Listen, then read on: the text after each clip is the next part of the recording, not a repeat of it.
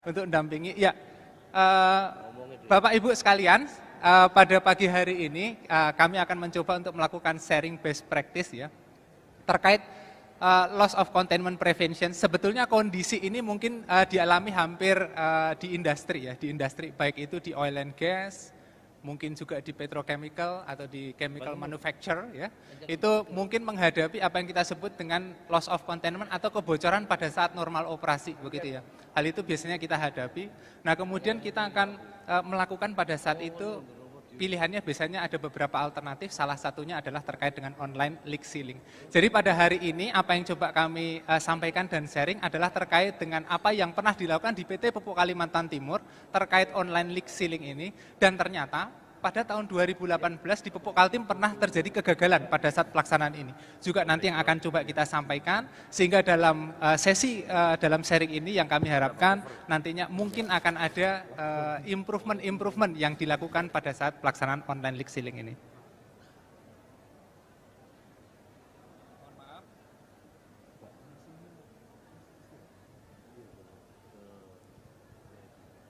Ya. Untuk sharing session kita hari ini ada 4 agenda ya. Pertama nanti ada pengenalan terkait dengan PT Pupuk Kalimantan Timur secara singkat, kemudian pengenalan terkait dengan online leak sealing itu sendiri.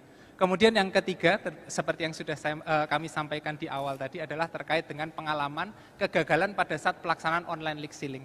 Dan yang terakhir adalah sebetulnya apa yang bisa kita ambil dari kejadian tersebut, dan mungkin nanti akan ada sesi diskusi ya. Mungkin online leak sealing ini apa yang bisa kita lakukan sehingga di nextnya online leak sealing ini akan bisa berlangsung lebih aman lagi. Boleh di next? Ini oke.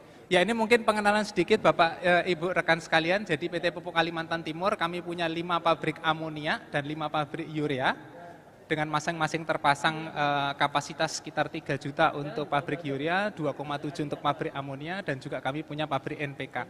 Kemudian karena produk amonia itu sifatnya cair, kami simpan di dalam tangki. Tangkinya ada 102.000 ton, kalau untuk total dibagi menjadi 3 ya, 2 26.000 dan 1 50.000 ton. Jumlah pekerja kita ada sekitar 1.326 pekerja organik dan 2.000 sekian pekerja non-organik. Bapak Ibu sekalian, seluruh site saat ini pabrik kami semua ada di Bontang, Kalimantan Timur. Namun saat ini kami juga dalam masa pengembangan proyek.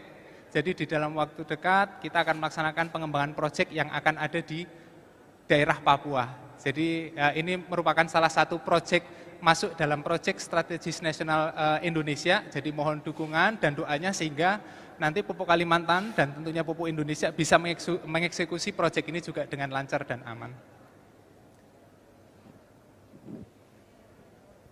Ya, ini untuk pabrik kami dari pabrik 1A sampai pabrik 5 ini adalah produk amonia dan urea. Yang terbesar adalah pabrik 5, kemudian di pabrik 7 kami ada NPK, sedangkan pabrik 6 itu adalah terkait dengan penyimpanan produk, termasuk di dalamnya adalah amonia storage dan juga urea pengantongan dan juga urea bulk. Ini ada di pabrik 6. Ya, Bapak Ibu sekalian, tentunya kita sepakat ya. Di dalam menjalankan suatu bisnis, apapun bisnis itu selalu yang kita inginkan adalah bisnis continuity. Kita pengen bisnis kita itu tetap continue, tetap berjalan, dan kita juga biasanya dituntut untuk memberikan nilai keunggulan, ya, keunggulan yang bisa kita jaga supaya keunggulan itu tetap sustain gitu ya. Apapun itu ya, misalnya kita kalau sebagai pemain, kemudian pemain kita punya harga bahan baku yang lebih murah dibanding dengan yang lain. Sehingga kita pengen tetap menjaga nilai itu lebih kompetitif dibandingkan dengan industri lainnya, kira-kira seperti itu. Jadi yang kita pegang adalah tentunya kontinuitas, dan yang kedua adalah sustainability. 2 itu kita pegang. Tapi ternyata Bapak dan Ibu sekalian ada resiko. Resiko apa ini? Resiko tercapainya kontinuitas ataupun sustainable. Salah satunya adalah keselamatan proses atau proses safety. Kenapa keselamatan proses? Kita ambil menjadi salah satu topik begitu ya. Dan kita mungkin juga sepakat karena ternyata keselamatan proses insiden itu memang kalau dari segi frekuensi dan probability dia kejadiannya sangat jarang sekali Bapak Ibu sekalian. Dia frekuensinya mungkin 1 tahun tidak terjadi, 2 tahun tidak terjadi, 3 tahun tidak terjadi. Tapi begitu dia terjadi, sifatnya katastrofik, besar. Dia dampaknya akan sangat besar sekali. Sehingga yang kita perlu hati-hati di dalam menghandle resiko terkait dengan keselamatan proses karena ini bisa mengganggu continuity dan juga sustainability. Nah, kita perlu sepakat di sana. Jadi kalau kita ingat terkait dengan kejadian suatu insiden, biasanya selalu dikaitkan dengan biaya yang timbul, Bapak dan Ibu sekalian. Jadi kalau biaya yang timbul, boleh di next. Ya, biaya yang timbul antara biaya langsung dan biaya tidak langsung, kalau kita ngelihat dari gunung es, biaya langsungnya itu biasanya jumlahnya, kalau dibandingkan dengan biaya tidak langsungnya itu sangat besar sekali, gitu ya. Bisa 5 kali atau bahkan bisa lebih. Kalau kita ingat kejadian dari tahun 70 sampai tahun 2000, tahun 70 kita ada yang kita kenal dengan kejadian di Flixborough, Bapak Ibu sekalian, di Inggris. Ini yang juga melahirkan salah satu HSAWA ya, Health Safety Act, ya, peraturan K3 di Inggris itu lahir tahun 70, salah satunya adalah karena kejadian di Flixborough. Kejadian ini cost-nya yang total cost termasuk indirectnya itu yang harus ditanggung oleh perusahaan adalah senilai 150 juta US dollar. 150 juta US dollar. Di tahun 80 yang juga kita kenal adalah kejadian terkait dengan Bhopal Incident. Bhopal Incident juga sama, kejadian US dollar lah, nggak pernah dengar kejadian itu, sempat diangkat juga terkait dengan lesson learned yang di BP Texas, itu juga sama, nilainya sekitar 3 juta billion US dollar. Jadi kalau kita lihat, kita sepakat bahwa apabila terjadi keselamatan proses, kita gagal mengantisipasinya, yang bisa berdampak adalah terkait sustainability dan juga terkait dengan continuity. Menerapkan apa yang kita sebut sebagai sistem manajemen. Sekarang sistem manajemen, ada sistem manajemen yang generik yang kita sebut sebagai sistem manajemen K3 ISO 45001 yang diakui secara internasional, tetapi ada yang secara spesifik mengatur terkait dengan proses safety.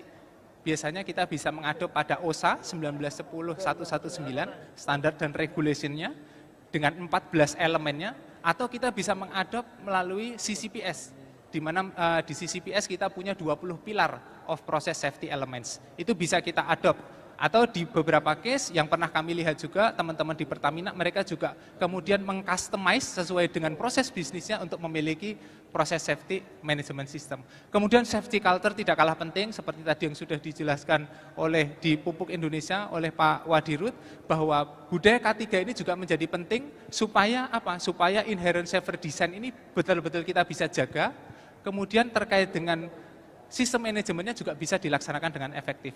Terakhir untuk yang paling penting adalah reinforcement, saat ini juga sedang berkembang 4.0, digitalisasi, AI, pemanfaatan, salah satu contohnya adalah data-data yang besar tadi, akhirnya bisa kita olah untuk memprediksi apa yang akan terjadi, kapan kegagalan itu bisa terjadi, sehingga tidak mengakibatkan kegagalan proses. Bapak, Ibu, dan rekan sekalian, yang di sini mungkin sudah familiar semua, tidak akan kami jabarkan satu persatu, tetapi yang ingin kami tekankan di sini adalah kita punya di dalam layer of protection ada yang kita sebut sebagai barriers. Barriers itu adalah prevention, Bapak Ibu sekalian. Bagaimana kita itu punya barriers ya supaya mencegah terjadinya loss of containment, kebocoran. Itu yang kita sebut sebagai barriers. Ya, kemudian kita juga punya setelah terjadi loss of containment, kita masih punya yang kita sebut escalation control. Jadi kalaupun terjadi loss of containment, dampaknya bisa diminimalkan. Salah satunya dengan active protection. Active protection itu contohnya seperti PSV, kemudian passive protection kita punya dike untuk melokalisir kebocoran dan lain sebagainya. Yang ingin kami tekankan di sini, tidak semua kejadian terkait dengan proses kemudian diawali terkait dengan kegagalan proses kontrol, kemudian bisa ter-trigger di critical alarm dan lain sebagainya. Ada beberapa kejadian yang timbul karena mechanical failure. Contohnya adalah kegagalan pada sambungan, Bapak Ibu sekalian. Jadi begitu ada kegagalan pada sambungan, mungkin dia tidak akan menyebabkan critical alarm ter-initiate. Atau proses kontrol dia akan mengkontrol karena masih bocoran itu timbul. Jadi di dalam sharing session kali ini, apa yang kita lakukan untuk loss of containment ini kita akan bawa kembali mendekati proses desainnya, kira-kira seperti itu. Sudah kejadian nih prosesnya, barriersnya tidak bisa dicegah dengan yang ini, tapi kita mau kembalikan ke proses desainnya. Kira-kira seperti itu Bapak Ibu sekalian. Sekedar mengingatkan Pak David, 9 menit lagi. Oke, terima kasih Pak. Jadi terkait dengan ini kita punya 3 opsi, kalau mau bocor, kita biarin aja bocor gitu ya, tetapi tentunya ini impact-nya bisa ke orang, bisa ke environment. Yang kita tekankan di sini fluidanya apa? Apakah flammable, atau toxic Bapak Ibu sekalian. Kalau dia flammable, kita perlu melakukan dilute flammable-nya, kemudian kita lakukan gas monitoring, dan kita harus membuatkan apa yang sangat penting, yaitu contingency plan. Jadi contingency plan ini apabila bocorannya membesar, kita harus apa, dan kapan harus melakukan tindakan emergency shutdown yang aman. Jadi kalau misalnya kebocorannya itu adalah flammable atau toxic, maka selanjutnya harus ada pertimbangan untuk dilakukan shutdown atau perbaikan. Kalau tidak flammable atau toxic atau less korosif dan lain sebagainya, nah mungkin pertimbangannya berbeda, tetapi kalau ini terkait dengan flammable atau toxic, maka pilihannya bisa kita melakukan replace atau melakukan online leak sealing. Kira-kira seperti itu Bapak Ibu sekalian. Nah, jadi di dalam online leak sealing itu tentunya juga nanti akan ada beberapa yang akan kita sampaikan, kita perlu memperkuat kajian resikonya, kemudian tentunya orang yang melakukan juga harus kompeten, sehingga kita harus memilih orang yang kira-kira kompeten untuk melakukan online leak sealing ini gitu ya. Kemudian yang ketiga, pada saat sudah terpilih akan melakukan eksekusi, kita harus mempersiapkan pengamanan sistemnya dan dimasukkan juga ke dalam hot permit. Kemudian kita juga punya worst case skenario, tetap kita harus buat Bapak Ibu sekalian, karena apa? Kalau online leak sealing itu terjadi, ternyata worst case skenario lah yang terjadi, apa yang harus kita lakukan? Sehingga ini harus perlu di-develop. Sehingga nanti akan lahir tetap sama contingency plan, kapan harus melakukan emergency shutdown, ini juga menjadi sangat penting. Oke, jadi ini contoh saja Bapak Ibu sekalian, ya, online leak sealing itu sebetulnya apa ya gitu ya. Jadi kalau kita seperti contoh ini sebetulnya ada klem-klem. Kalau misalnya bocornya di elbow, dia dipasangkan klem, bentuknya klem, kemudian klemnya itu akan diisi kompon sealant gitu ya, diinjeksi. Kemudian nanti sehingga si ruang dari klem ini akan terisi oleh sealant ini begitu ya. Jadi ini ada contohnya, bisa kita lakukan di elbow, bisa kita lakukan di flange, bisa juga kita lakukan di valve ya. Kalau valve itu biasanya kita lakukan pengeboran, kemudian nanti setelah dibor diinjeksi lah sehingga dia akan menutup kebocoran. Di pipe juga yang sama. Tetapi yang perlu digarisbawahi Bapak Ibu sekalian, kalau kita melakukan injection sealant pada valve, terutama pada packing stem, yang terjadi adalah maka valve itu tidak berfungsi. Sehingga kita harus membuatkan management of change karena valve ini sudah tidak bisa dioperasikan open dan close. Kira-kira seperti itu. Kita next lagi. Ya, kita masuk ke dalam lesson learn kejadian waktu itu di pabrik 2 Bapak Ibu sekalian. Ya, di pabrik 2 amonia dengan proses lisensor dari KBR, Kellogg. Boleh di next. Ya, jadi kalau kita ngelihat di sini, kita punya syngas, outlet dari metanator, ini akan direaksikan di amonia converter. Di amonia converter akan direaksikan di sana dengan tekanan tinggi dan temperatur tinggi. Nah, untuk menaikkan tekanannya kita akan masuk ke dalam kompresor syngas ini ya. Kompresor syngas di stage pertama dia ditekan, masuk ke intercooler, kemudian masuk ke stage berikutnya, kemudian masuk ke 116C. Ini pointernya nggak bisa nyala, mohon izin. Ini kita lihat yang 116C di bagian tengah ini Bapak Ibu sekalian. Ya, di bagian 116C ini kalau kita ngelihat, itu di bagian outlet syngas, ya, berarti di sel, tapi yang di outletnya, itu flank to flanknya mengalami kebocoran tanggal 13 Februari. Operation conditionnya, pressure-nya tinggi, 100, dan temperaturnya 44. Syngas itu kandungannya apa? Dia 74% adalah hidrogen. Boleh dibantu next? Ya, ini yang sudah dilakukan, jadi kita melakukan upaya ya, sebelum dilakukan perbaikan ataupun tindakan lanjutan, jarak 1 meter itu untuk lower explosive limit atau flammable, dia bisa terbakar itu sampai 1 meter masih terdeteksi ya, sehingga kemudian diputuskan untuk dilakukan steaming, sehingga berkurang sedikit ya, kalau kita lihat dari tanggal 13 Februari, itu jaraknya tinggal 50 cm, tapi masih terdeteksi kebocoran sampai dengan tanggal 4 Maret. Boleh di next lagi? Bisa dibantu? Ya, ini adalah kejadian di tanggal 4 Maret kalau kita ngelihat. Jadi pada saat itu dilakukanlah keputusan untuk melakukan injeksi sealant.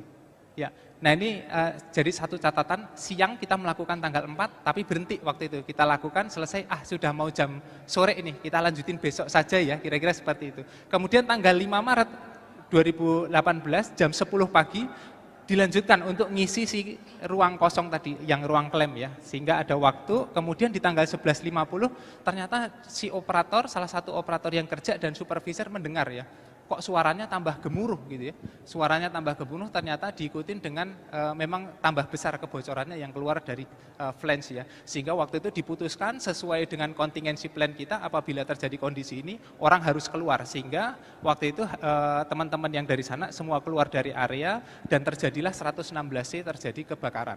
Nah kemudian di jam 11.52 ini waktunya cukup mepet ya, cukup singkat karena memang peralatan emergensinya sudah disiapkan di dekat tempat kerja Bapak Ibu sekalian. Jadi begitu terjadi kebocoran kemudian teman-teman langsung bisa melakukan firefighting ya. Dan ini semua sudah dituangkan di JRA. Boleh dibantu next? Ya, sebelumnya boleh dibantu. Oh ini langsung ya, next ya, sorry. Ya, jadi ini adalah upaya yang dilakukan. Jadi salah satu kuncinya yang ingin kami sampaikan di sini, untuk kontraktor yang melakukan itu harus betul-betul yang kompeten. Kompeten itu betul-betul memiliki pengalaman. Dia pengalaman apakah menghandle toksik atau menghandle bahan yang mudah terbakar atau bahan yang lainnya. Dia harus punya kompetensi yang kuat ya. Jadi kita harus melihat kontraktor safety manajemennya, kemudian kita lihat C-plan-nya, kita lihat work method-nya, kita lihat JRA dan lain sebagainya dipersiapkan sedemikian rupa sebelum pelaksanaan pekerjaan.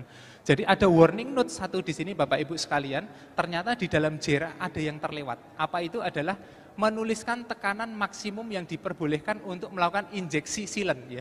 Di working method-nya ada tetapi di JRA belum nampak. Padahal maksimum pressure ini adalah sesuatu yang kritikal. Harusnya tidak hanya di working method, tapi di JRA itu pun muncul. Karena itu menjadi awareness bagi teman-teman yang ada di lapangan. Boleh dibantu next? Ya, ini adalah beberapa checklist yang dilakukan juga oleh tim Bapak Ibu sekalian. Memang pada saat itu ini sudah kita lakukan begitu ya, dan ini menjadi best practice sampai dengan sekarang kalau kita mau melakukan ya. Jadi kita ada melakukan N2 purging, tidak boleh aktivitas di sekitar yang bisa mengakibatkan terjadinya kebakaran, penggunaan alat yang mungkin lebih mudah tidak terbakar dan lain sebagainya. Jadi keseluruhan item yang ada di checklist ini harus dilakukan seperti yang tadi disampaikan, seperti kita mau naik pesawat, pilot mau terbang, walaupun itu sering dilakukan, checklist itu harus tetap dilakukan semua di checklist 1, 2, 3 dan lain sebagainya. Boleh di next panitia? Ya, jadi ini juga kita lakukan Bapak Ibu rekan sekalian, jadi kita mengestimasi ya kebocoran itu kalau terjadi worst case skenario itu sampai kemana gitu ya. Melalui hasil skenario memang jarak sampai dengan 10 meter itu bisa mengakibatkan fatal begitu ya. Sehingga 10 meter ini dampaknya fatal. Tapi dampak yang bisa potensi yang terkena itu sampai sejauh mana? Ternyata sampai 25 meter. Maka 25 meter itu yang kita develop dan kita sebut sebagai fire zone impacted area. Jadi area ini harus steril, tidak boleh ada orang lain. Best practice-nya biasanya ini bisa dikali 2 dan lain sebagainya. Dalam arti kata kita nggak, ini based on simulation, ada pertimbangan lainnya, kecepatan angin dan lain sebagainya, sehingga kita biasanya mendobelkan area itu untuk dilakukan clearance. Kemudian yang kedua, escape point itu tetap harus jelas Bapak Ibu sekalian. Jadi kalau kita melakukan OLS, sebelum melakukan kita pastikan lagi, sudah tahu di mana emergency road-nya dan harus bebas hambatan. Dan yang ketiga adalah terkait dengan operator, kalau misalnya terjadi gagal, apa yang harus dilakukan sehingga shutdown-nya juga cepat. Jadi tidak harus nunggu apa yang harus saya lakukan, kemudian apa next-nya dan lain sebagainya. Nah ini adalah deskripsi pada saat injection clamp. Ya, mungkin mohon waktu 5 menit Pak. Ini ya. Nah ini kalau kita ngelihat sebenarnya flanknya tidak ada kegagalan ya, masih nempel di sini. Ya. Dikasih ya Pak Arif ya, minta tambah 5 menit. Oke ya. Siap. Mungkin di next, ya itu tadi temuan pertama, flanknya untuk yang injection clamp-nya masih nempel ya, sebenarnya tidak ada masalah. Kemudian yang kedua, nah ini adalah temuan yang cukup mengagetkan. Ternyata yang terpasang, spiral wound-nya itu ratingnya 600, seharusnya per pen ID itu 900 ratingnya ya. Nah kenapa itu bisa terjadi? Ternyata waktu itu ada kesalahan pada saat pengambilan, ordernya sudah benar, dari peristiwa order kita lihat ya permintaan di dokumen semua permintaan itu sudah 900, tapi pada saat ngambil di warehouse, kemudian waktu dibawa ke lapangan yang terbawa 600. Kebetulan kok ya sizingnya itu juga untuk diameternya juga pasang, masuk itu juga bisa, sehingga mechanical-nya juga pada saat pemasangan tidak tahu kalau itu sudah berubah. Sehingga karena ini tidak berubah, kita nggak bisa melakukan risk assessment, kira-kira seperti itu. Jadi ya, boleh next? Jadi, ya. Ya, kemudian jadi apa saja nih kalau kita bisa lihat ya, waktu itu pupuk Kaltim apa yang kita miss, itu ada 3 secara garis besar. Pertama adalah gasketnya yang unspec yang terpasang, itu yang pertama. Yang kedua, karena kita tidak tahu kalau unspec yang terpasang, padahal kalau kita tahu gasket itu mungkin unspec, keputusan OLS atau online leak sealing itu bisa jadi tidak kita ambil. Kalau kita tahu, kira-kira seperti itu. Dan yang ketiga adalah sealant injection layout. Time ini memperburuk saja sebetulnya. Jadi kalau kita itu best practice-nya harusnya tidak boleh berhenti sebelum si klem itu terisi penuh, begitu ya. Kemudian baru diinjeksi untuk tidak boleh melebihi pressure juga.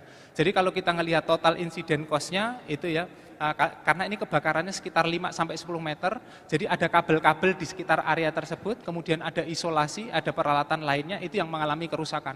Tetapi untuk sekali lagi, seperti yang dijelaskan di awal, indirect cost-nya yang besar, kehilangan 8 hari tidak memproduksi amonia. Sedangkan untuk amonia itu kapasitas kita 1 hari 1.800 ton dikali 8, kemudian dikali dengan harga amonia pada harga itu. Dampaknya cukup besar. Bapak Ibu sekalian boleh di next. Key point improvement boleh di next lagi. Ya, jadi pertama terkait dengan tadi ya, injection sealant tidak boleh ada berhenti, harus klemnya terisi penuh. Kemudian yang kedua, injection sealantnya juga tekanan tidak boleh melebihi tekanan dari sistem. Kalau misalnya yang bocor 100, nggak boleh kita nekannya 200, karena apa? Kemungkinan terjadi kegagalan pada gasketnya, atau malah si sealant tadi itu akan masuk ke dalam sistem. Boleh di next lagi, Bapak Ibu sekalian. Nah, berdasarkan kejadian ini, sebelumnya kita memiliki apa yang kita sebut dengan PSSR, Process Safety Review, Bapak Ibu sekalian. Nah, proses safety review ini digunakan untuk memastikan ya, kita tambahkan satu item untuk memastikan semua flank-flank yang kita lepas, itu begitu sudah dikembalikan, itu sudah sesuai dengan spesifikasinya. Dan itu saat ini sudah dimasukkan menjadi salah satu highlight point di dalam PSSR. Ini sudah diupdate. Yang kedua, pada saat itu memang sudah dilakukan dan ini akan tetap menjadi best practice yang akan dilakukan terus-menerus adalah harus prepare terkait dengan apa yang bisa terjadi, yang terburuknya seperti apa. Jadi kalau kita lihat ada fire impacted zone area, maka area itu harus steril. Nah, itu kita pastikan area itu betul-betul steril. Kemudian yang terakhir Bapak Ibu sekalian yang harus menjadi catatan kita bersama, OLS itu sifatnya adalah perbaikan temporary, bukan permanen. Sehingga apa? Begitu kita melakukan OLS, kita harus mendetermine kapan kita akan melakukan perbaikan permanennya. Kira-kira seperti itu. Ya, boleh di next Bapak Ibu sekalian. Ya, ini adalah gambaran secara umum saja menjadi komitmen di perusahaan kami, PT Pupuk Kalimantan Timur, bahwa 5 pilar strategik, safety is our personality adalah salah satu pilar yang tidak bisa kita lepas. Tetapi sekali lagi, reliability, kemudian maintenance dan lain sebagainya itu akan sangat kaitannya erat terkait dengan safety juga ya. Jadi kegagalan reliability, kegagalan maintenance dan lain sebagainya itu akan impact-nya ke safety terkait dengan kinerja K3 juga. Jadi pilar ini adalah seluruh pilar yang saling berhubungan. Boleh di next Bapak Ibu sekalian, ini adalah slide terakhir dari kami. Nah, sehingga pada saat ini pemanfaatan industri 4.0, AI dan lain sebagainya ini akan diperkuat melalui smart production ini. Di iPerform ini Bapak Ibu sekalian ini adalah dashboard untuk manajemen kami. Ya, jadi seluruh kinerja dari baik itu kinerja dari K3, kinerja dari lingkungan, kinerja dari teman-teman maintenance terkait dengan reliability index, kemudian terkait dengan maintenance dan lain sebagainya, termasuk energi itu akan masuk ke dalam iPerform. Di iPerform ini akan ada beberapa level, kalau kita melihat di top nanti kita akan melihat seperti apa, dan di bawahnya nanti akan kita bisa lihat juga apa yang kira-kira menjadi concern dari BOD yang kemudian bisa disampaikan ke teman-teman disiplin. Kira-kira seperti itu Bapak Ibu sekalian, sebetulnya yang ini akan sangat menarik, tetapi waktu kita juga sangat terbatas, mungkin nanti kita akan ada sesi tanya jawab, mungkin kita juga bisa melanjutkan pada sesi tanya jawab. Mungkin itu yang dari kami, yang bisa kami sampaikan.